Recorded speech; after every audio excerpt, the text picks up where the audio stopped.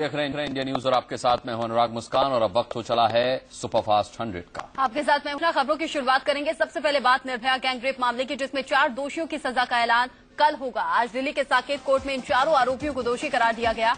Rape, हत्या समेत इन चारों पर लगी धाराओं के तहत इन्हें कोर्ट ने दोषी माना और अब सजा की बारी है।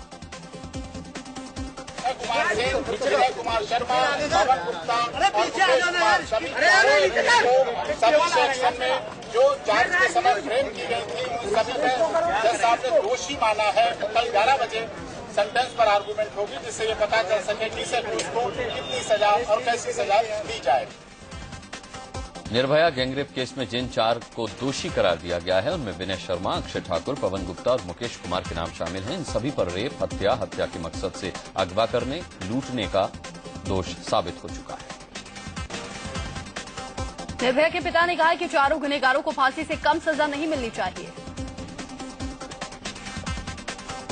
कम से कम इन दलित लोगों को तो फांसी होनी चाहिए। फांसी के अलावा कुछ भी नहीं। अगर फांसी के अलावा कुछ और हुआ तो हमें नामंजूर है फैसला। निर्भया की मां ने कहा है कि उन्हें उम्मीद है कि उनकी बेटी के साथ दरिंदगी करने वालों को फांसी की ही सजा मिलेगी। हमें तो बहुत उम्मीद है। हमें तो उम्मीद है कि उनको फांसी मिलेगी, क्योंकि उन्होंने ऐसा बर्बरता की, ऐसी दरिंदगी की है, तो इस दरिंदगी की तो सजा फांसी के सिवा और कुछ हो ही नहीं सकती। निर्भया गैंगरेप की वारदात के दौरान केंद्रीय गृह सचिव रहे आर.के. सिंह ने चारों गुनहगारों के लिए फांसी की सजा की मांग की है। हम लोग का यह मानना है कि इस प्रकार का हीनस ऑफेंस था, इतना हीनस ऑफेंस था कि इसमें डेथ पेनल्टी मिलनी चाहिए। हमारा मानना है कि इस प्रकार के हीनस ऑफेंस इतना हीनस था कि सजाए मौत ही मिलनी चाहिए। निर्भया गैंगरेप केस में कुल 6 आरोपी बनाए गए थे। पहला आरोपी राम सिंह था। राम सिंह ने बाद में आत्महत्या कर ली थी। इसके अलावा एक जुवेनाइल, जिसमें जुवेनाइल कोर्ट में जिस पर 3 साल की कैद हुई है और बाकी 4 पर फैसला आना बाकी है। तो गैंगरेप का मास्टरमाइंड जो था, उसने जेल में ही फांसी लगा ली थी। ड्राइवर का नाम था राम सिंह, जिसने तिहाड़ जेल में खुदकुशी कर ली थी। राम सिंह इस केस का मुख्य आरोपी था, लेकिन सजा सुनाए जाने की तारीख आने से पहले ही उसने खुदकुशी कर ली। निर्भया गैंगरेप केस के नाबालिग आरोपी का केस दिल्ली के जुवेनाइल जस्टिस बोर्ड में चला, जहां उसे दोषी ठहराया गया और फिर इस नाबालिग गुनहगार को 3 साल के लिए बाल सुधार गृह में भेज दिया गया। 16 दिसंबर की रात निर्भया अपने दोस्त के साथ दिल्ली के साकेत से सिनेमा देखकर अपने घर के लिए निकली थी। मुनिरका से निर्भया और उसके दोस्त ने एक बस पकड़ी, जिसमें 6 दरिंदे सवार थे। इन दरिंदों ने निर्भया के साथ चलती बस में रेप किया और फिर बस से बाहर फेंक दिया। निर्भया के साथ जो दोस्त था उसे भी आरोपियों ने जमकर पीटा था। पीट कर उसे भी अधमरा कर दिया गया था। मामले के अहम गवाह निर्भया के दोस्त ने सभी आरोपियों की पहचान भी कर ली थी। इस मामले में निर्भया के दोस्त की गवाही काफी अहम रही। निर्भया गैंगरेप की खबर आते ही पूरे देश में लोगों का गुस्सा फूट पड़ा। दिल्ली में इंडिया गेट पर तो कई दिन तक हजारों लोग जुटते रहे और दिल्ली पुलिस से लेकर सरकार के खिलाफ मोर्चा खोलते रहे। दरिंदों को सख्त से सख्त सजा देने की मांग भी होती रही। गुलाबी नगरी जयपुर में नरेंद्र मोदी केंद्र सरकार पर जमकर गरजे। पूर्व मुख्यमंत्री वसुंधरा राजे की स्वराज संकल्प यात्रा की समाप्ति पर हुई रैली में मोदी ने कहा कि बीजेपी को सत्ता में लाकर राजस्थान की जनता 5 साल पहले की गई गलती को भुला सकती है। उन्होंने ये भी कहा कि कांग्रेस के रहते भ्रष्टाचार खत्म नहीं हो सकता। वहीं मोदी की रैली में ड्रेस कोड के साथ अल्पसंख्यक समुदाय के लोग पहुंचे हैं। मुस्लिम महिलाएं बुर्के में, जबकि मुस्लिम पुरुष टोपी लगाकर आए। दरअसल बीजेपी ने मुस्लिम समुदाय के लोगों को टोपी और बुर्के में आने के लिए कहा था। इसके पीछे ये दिखाना था कि मोदी को मुस्लिमों का भी साथ है। जयपुर रैली में आई कई मुस्लिम महिलाएं तो नरेंद्र मोदी की मुरीद ही हो गईं। इन महिलाओं ने मोदी को पीएम बनाने की वकालत की और साथ ही ये भी कहा कि उन्हें बेवजह बदनाम किया जाता है। ये कोई नरेंद्र भाई ने नहीं करवाया, ये सब गलत बातें, ये कांग्रेस की फैलाई हुई चालें है, जिससे मुसलमान डर के और उनसे दूर रहे। ऐसा कुछ नहीं है। नरेंद्र भाई ने हिंदुओं का विकास किया है तो मुस्लिमों का भी विकास किया है। हम चाहते पीएम बन के मोदी जी जहाँ आवे। मोदी जी के लिए मैं तो यही करना चाहूंगी कि वो पीएम बनकर आए। मोदी की सभा के लिए मुस्लिमों के ड्रेस कोड पर कांग्रेस महासचिव दिग्विजय सिंह ने सवाल उठाए हैं। ट्विटर पर उन्होंने लिखा है कि बुर्का और टोपी पहनकर आने को कहना ड्रेस कोड है या फिर वोट बैंक पॉलिटिक्स।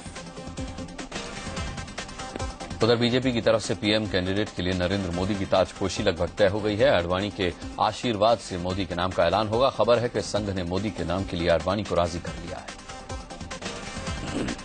बीजेपी अध्यक्ष राजनाथ सिंह ने ऐसे संकेत दिए हैं कि पार्लियामेंट्री बोर्ड की मीटिंग में मोदी के नाम का ऐलान हो सकता है। हालांकि अभी मीटिंग की तारीखें तय नहीं है, लेकिन माना जा रहा है कि 14-15 सितंबर को यह बैठक हो सकती है। 17 सितंबर को नरेंद्र मोदी का जन्मदिन है और पक्की खबर है कि इससे पहले ही मोदी की ताजपोशी का ऐलान करके मोदी को बर्थडे का गिफ्ट दिया जाएगा। बीजेपी में पीएम पद की उम्मीदवारी को लेकर संघ प्रमुख मोहन भागवत कुछ साफ साफ नहीं बोले। उन्होंने कहा कि संघ ने अपनी राय बता दी है, जो संघ की राय है वही मेरी भी राय है। राष्ट्रभक्त संगठन से लोग पूछना चाहते हैं कि देश का भावी प्रधानमंत्री कैसा है। देश के राष्ट्रभक्त संगठन के प्रवक्ता ने आज दिल्ली में बोल दिया है। फिर मुझे बोलने की जरूरत बहुत नहीं। जरूरी है, समूचा देश सुनना चाहता है। संघ की राय है, उन्होंने बताई, मेरी अलग नहीं होती। इससे पहले 2 दिनों तक बीजेपी आरएसएस में चले महामंथन के बाद मोदी के नाम को हरी झंडी दे दी गई। वहीं मोदी के नाम पर शिवराज सिंह चौहान को भी मना लिया गया है। सूत्र बताते हैं कि रविवार को संघ नेता भैयाजी जोशी और मदन दास देवी ने शिवराज को फोन पर समझाया और नानुकुर के बाद शिवराज मोदी के नाम पर मान भी गए। पीएम पद के दावेदार माने जा रहे नरेंद्र मोदी पर कांग्रेस नेता बेनी प्रसाद वर्मा ने निशाना साधा है। मोदी को दंगा कराने का आरोपी बताते हुए उन्होंने कहा कि अगले पीएम राहुल गांधी ही बनेंगे। 10 सितंबर को मोदी की जयपुर रैली के जवाब में राहुल गांधी का भी राजस्थान दौरा रखा गया है। 11 सितंबर को राहुल उदयपुर के सलम्बुर में एक रैली को संबोधित करेंगे। राहुल के दौरे से पहले मुख्यमंत्री अशोक गहलोत सलम्बुर पहुंचे और तैयारियों का जायजा लिया। दिल्ली की पुनर्वास कॉलोनियों के लोगों को लंबे इंतजार के बाद अपने मकानों का मालिकाना हक मिल गया है। इस दौरान राहुल गांधी ने विरोधियों पर हमला बोलते हुए कहा कि दूसरे दल विकास की बात करते हैं, लेकिन कांग्रेस की सरकार अधिकार की बात करती है। पहले क्या होता था, विकास की बात होती थी, अधिकार की बात हमने शुरू की। आज जो हम कर रहे हैं, हम अधिकार दे रहे हैं। विकास देने में और अधिकार देने में बहुत फर्क होता है। अधिकार का मतलब गारंटी करके विकास देना। यूपी के मुजफ्फरनगर की हिंसा में अब तक 32 लोगों की मौत हो चुकी है। 2 गुटों में हुए हिंसक संघर्ष के बाद से मौत का आंकड़ा बढ़ता ही जा रहा है। मुजफ्फरनगर में फिलहाल कहीं से भी हिंसा की खबरें नहीं है। सेना और पुलिस के जवान पूरी चौकसी बरत रहे हैं। IG law and order RK Vishwakarma का कहना है कि हुड़दंगियों की लगातार गिरफ्तारी हो रही है। मुजफ्फरनगर में हिंसा के चौथे दिन भी कर्फ्यू जारी है। हर तरफ बाजार बंद है, सड़कों पर सन्नाटा पसरा हुआ है। मुजफ्फरनगर में लगातार 4 दिन से जारी कर्फ्यू के चलते लोगों की मुसीबतें भी बढ़ गई हैं। लोगों के सामने राशन की चीजों से लेकर दूध तक के लिए लाले पड़ गए हैं। हालांकि अब जाकर कर्फ्यू में 2 घंटे की ढील दी गई है। मुजफ्फरनगर में जनजीवन पटरी पर लौटने में अभी कुछ दिन का वक्त और लग सकता है। फिलहाल शहर में चप्पे चप्पे पर पुलिस और अर्धसैनिक बल और रैपिड एक्शन फोर्स के जवान तैनात नजर आ रहे हैं। केंद्रीय अल्पसंख्यक मंत्री रहमान खान ने मुजफ्फरनगर की हिंसा को अखिलेश सरकार की नाकामी कहा।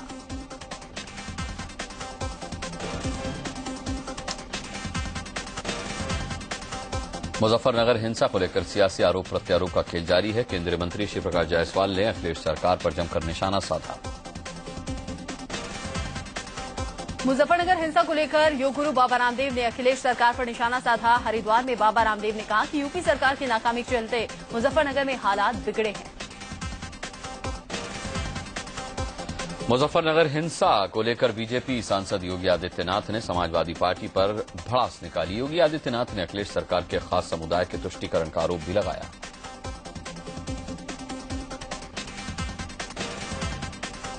मुजफ्फरनगर हिंसा में नामजद किए गए बीजेपी विधायक संगीत सोम ने यूपी सरकार पर सियासत करने का आरोप लगाया। सोम ने कहा कि फेसबुक पर हिंसा से जुड़ी एक वीडियो क्लिप लाइक करने के झूठे आरोप में उनके खिलाफ मुकदमा दर्ज कर दिया गया। जम्मू कश्मीर में सेना और पुलिस ने एक संयुक्त कार्रवाई करके लश्कर के प्रमुख कमांडर और कोऑर्डिनेटर को बारामूला से गिरफ्तार किया है। इंडियन मुजाहिदीन के आतंकी यासीन भटकल को एक बार फिर से 7 दिन की पुलिस रिमांड में भेज दिया गया। पिछली रिमांड खत्म होने के बाद भटकल को दिल्ली के पटियाला हाउस कोर्ट में पेश किया गया था। एनआईए ने रिमांड की मांग की थी, जिसे मंजूर कर लिया गया। नाबालिग से यौन शोषण के आरोप में जोधपुर सेंट्रल जेल में बंद आसाराम की मेडिकल रिपोर्ट कोर्ट में पेश नहीं होने के चलते सुनवाई नहीं हो सकी। 12 सितंबर को अगली सुनवाई होगी। मेडिकल चेकअप के लिए अस्पताल पहुंचे आसाराम से जब मीडिया ने बात करने की कोशिश की तो कैमरे पर उनका दर्द फूट पड़ा। उन्होंने खुद के खिलाफ चल रही कार्रवाई को जुल्म की इंतहा करार दिया। अहमदाबाद के बासना इलाके में आसाराम की राजदार शिल्पी का घर खाली पड़ा हुआ है। आसाराम के छिंदवाड़ा गुरुकुल की वार्डन शिल्पी यहां 5-6 लड़कियों के साथ रहती थी। इलाहाबाद हाईकोर्ट की लखनऊ बेंच ने यूपी सरकार को अल्पसंख्यक आयोग का गठन करने का आदेश दिया है। इसके लिए अदालत ने अखिलेश सरकार को 2 महीने का वक्त दिया है और कहा है कि इस दौरान अल्पसंख्यक आयोग का गठन करना। लखनऊ में मेट्रो ट्रेन चलाने को लेकर यूपी सरकार ने एक कदम आगे बढ़ा है। मुख्यमंत्री अखिलेश यादव की अगुवाई में हुई कैबिनेट की बैठक में लखनऊ मेट्रो प्रोजेक्ट के लिए दिल्ली मेट्रो रेल कॉरपोरेशन को कंसल्टेंट नियुक्त करने का फैसला किया गया है। यूपी के इटावा में जमकर बवाल हुआ। यहां सड़क हादसे पर गुस्साए लोगों ने एक ट्रक को आग के हवाले कर दिया। तस्वीरों में सड़क पर धू-धू जल रहे ट्रक को आप देख सकते हैं और अंदाजा लगा सकते हैं लोगों में गुस्सा किस कदर था। धू-धू कर जलते ट्रक की तस्वीरें इटावा के इकदिल थाना इलाके में NH2 की हैं। दरअसल यहां इस बेकाबू ट्रक ने बाइक सवार को रौंद दिया था। ट्रक की चपेट में आने से बाइक सवार की मौत हो गई। हंगामा कर रहे लोगों को पुलिस ने दौड़ा कर पीटा। बड़ी तादाद में पहुंचे पुलिस के जवानों ने लोगों पर जमकर लाठियां बरसाई। हंगामा कर रहे लोगों ने पुलिस पर ही पथराव शुरू कर दिया और पुलिस की गाड़ियों में तोड़फोड़ भी की। दरअसल इटावा में इस पूरे बवाल की शुरुआत हाईवे पर हादसे के साथ हुई। सड़क हादसे में युवक की मौत के बाद लोग सड़कों पर उतर आए और सड़क जाम करके हंगामा किया। दिल्ली के बवाना इलाके में एक फर्जी कंपनी के खिलाफ लोगों का गुस्सा भड़क उठा। गुस्साए लोगों ने कंपनी के शोरूम में तोड़फोड़ की, साथ ही पास खड़ी डीटीसी बसों पर भी जमकर पत्थरबाजी और तोड़फोड़ की। लोगों का आरोप है कि दुर्गा होम नीड कंपनी ने उनसे वादा किया था कि घरेलू सामान उन्हें तय तारीख पर बाजार से आधे रेट में दे दिया जाएगा, जिसके लिए पैसे पहले ही जमा करवा लिए गए। लेकिन जब सामान देने की बारी आई तो कंपनी कर्मचारी फरार हो गए।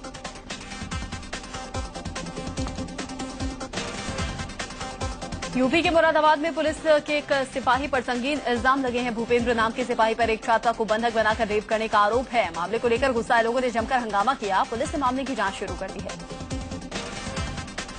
पंजाब के मुख्तसर में एक नाबालिग लड़की से गैंगरेप का मामला सामने आया है। बताया जा रहा है कि स्कूल में कुछ लड़के लड़की को फॉर्म भरवाने के लिए बहला फुसला कर ले गए और फिर गैंगरेप किया। जम्मू के रियासी जिले में 17 साल की नाबालिग के साथ गैंगरेप करने वाले 2 आरोपियों को गिरफ्तार कर लिया गया। पकड़े गए युवकों पर आरोप है कि उन्होंने अपने ही गांव की मूंगपाथर लड़की के साथ गैंगरेप किया। दिल्ली के मॉडल टाउन इलाके में रामलीला ग्राउंड में एक महिला का शव मिलने के बाद गुस्साए लोगों ने जीटी करनाल रोड पर जाम लगा दिया। राजस्थान के अलवर में एक शख्स ने अपने 2 बेटों और एक बेटी के साथ कुएं में कूदकर जान दे दी। इसी शख्स पर पत्नी की दहेज हत्या का केस चल रहा था। माना जा रहा है कि उसने इसी से परेशान होकर एक कदम उठाया। गाजियाबाद में बदमाशों ने 2 भाइयों पर फायरिंग की। गोली लगने से एक भाई की मौके पर ही मौत हो गई, जबकि दूसरा अस्पताल में जिंदगी और मौत के बीच छूट रहा है। उत्तराखंड के चमोली में बदमाशों ने एक ग्राम प्रधान की गोली मारकर हत्या कर दी। बताया जा रहा है कि प्रधान अपने 2 सहयोगियों के साथ बैठे हुए थे, तभी बदमाशों ने उन पर हमला बोल दिया। मेरठ के शास्त्री नगर में बदमाशों ने घर में घुसकर एक महिला की हत्या कर दी। आशंका जाहिर की जा रही कि लूट के इरादे से इस वारदात को अंजाम दिया गया। हिमाचल के ऊना का एक सीआरपीएफ जवान दिल्ली से लापता हो गया। प्यारा सिंह नाम का जवान अपनी छुट्टी पूरी करने के बाद अपने घर ऊना से छत्तीसगढ़ के लिए रवाना हुआ था, लेकिन दिल्ली पहुंचने के बाद उसका कुछ पता नहीं। दिल्ली पुलिस ने 2 लोगों को गोली मारने के आरोप में एक युवक को गिरफ्तार किया है। पकड़े गए युवक पर आरोप है कि उसने प्यार में नाकाम होने पर अपनी प्रेमिका के मां बाप को गोली मार दी थी। दिल्ली से सटे गाजियाबाद में पुलिस ने ऐसे शातिर दरोगा को गिरफ्तार किया है जो कि ट्रक वालों से कागजात मांगता था और फिर उन्हीं कागजों के आधार पर किसी दूसरे ट्रक में माल लदवाता था और फिर उन्हें रास्ते में बेच देता था। बिहार के मुजफ्फरपुर में आपसी रंजिश में भाई ने भाई का हाथ काट डाला। यहां करजा थाना क्षेत्र के 2 परिवारों के बीच वर्चस्व की लड़ाई में 3 लोग जख्मी हो गए। नोएडा में महामाया फ्लाईओवर पर हुए सड़क हादसे में एक बाइक सवार की मौत हो गई। यहां तेज रफ्तार से जा रही 4 गाड़ियां आपस में भिड़ गईं, जिनमें बीच में बाइक सवार आ गया। शख्स को जख्मी स्थिति में अस्पताल पहुंचाया गया, लेकिन उसे दम तोड़ दिया। दिल्ली के अशोकनगर इलाके में रेलवे क्रॉसिंग पर ट्रेन की चपेट में आने से एक बाइक सवार की मौत हो गई। हरियाणा के सोनीपत में हुडा ऑफिस के 2nd फ्लोर में आग लगने से अफरा तफरी मच गई। आग से राजीव गांधी आने से एक बाइक सवार की मौत हो गई। हरियाणा के सोनीपत में हुडा ऑफिस के सेकंड फ्लोर में आग लगने से अफरा तफरी मच गई। आग से राजीव गांधी एजुकेशन सिटी का सारा रिकॉर्ड जलकर खाक हो गया। जम्मू कश्मीर के राजौरी जिले में गैर कानूनी हथियार रखने और अवैध वसूली करने के आरोप में 4 जवानों को गिरफ्तार किया गया है। बुलंदशहर में पुलिस चोरी के आरोपों को पकड़ने में नाकाम रही तो उसकी बहन को पकड़कर थाने ले गए और उसके साथ मारपीट की, जिसके बाद गुस्साए लोगों ने हंगामा किया। छत्तीसगढ़ के जसपुर में बम मिलने से सनसनी फैल गई। यहां के पत्थल गांव इलाके में एक दुकानदार को संदिग्ध हालत में कार्टून मिला। कार्टून खोला गया तो उसमें बम देखकर सबके होश उड़ गए। असम के गोलाघाट जिले में पुलिस ने 2 शिकारियों को हाईटेक राइफलों के साथ गिरफ्तार किया। पुलिस को कई राउंड गोलियां भी मिली हैं। रांची के कांके डैम से 2 बच्चियों का शव बरामद किया गया है। घटनास्थल से एक महिला और 3 बच्चियों के चप्पल भी बरामद हुए।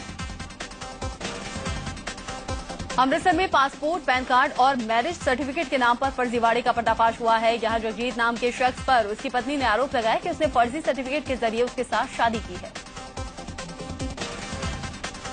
दिल्ली के खयाला इलाके में दुर्लभ प्रजाति के 4 कछुए बरामद किए गए हैं। पीएफए और दिल्ली पुलिस की टीम ने एक मीट शॉप पर छापा मारकर ये बरामदगी की।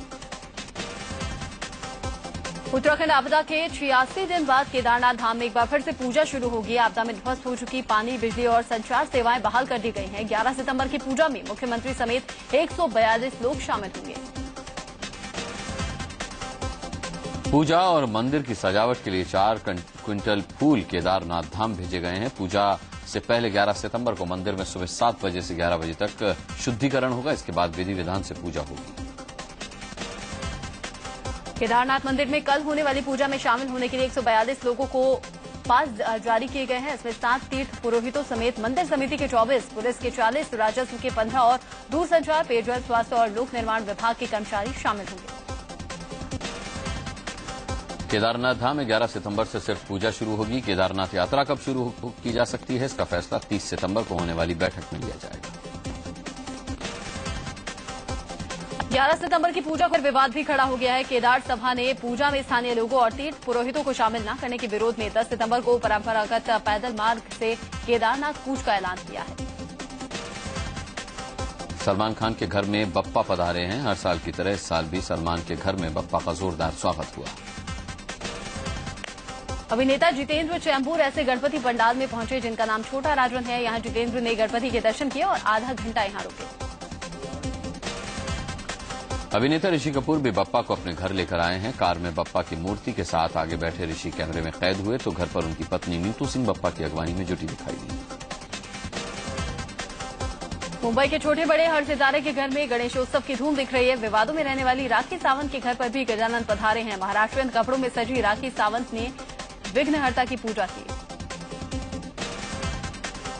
अभिनेता नाना पाटेकर भी हर साल की तरह पूरे विधि विधान के साथ विघ्नहर्ता को अपने घर लाए। अहमदाबाद के थलतेज इलाके में गणेशोत्सव के मौके पर लोग गजराज की पूजा करते हुए नजर आए। यहां लोगों ने गजराज की आरती उतारी और हाथी को मोदक का भोग भी लगाया। छत्तीसगढ़ के रायगढ़ में 29वें चक्रधर समारोह का रंगारंग आगाज हो गया। चक्रधर समारोह का यहां रामलीला मैदान में भव्य आयोजन किया गया।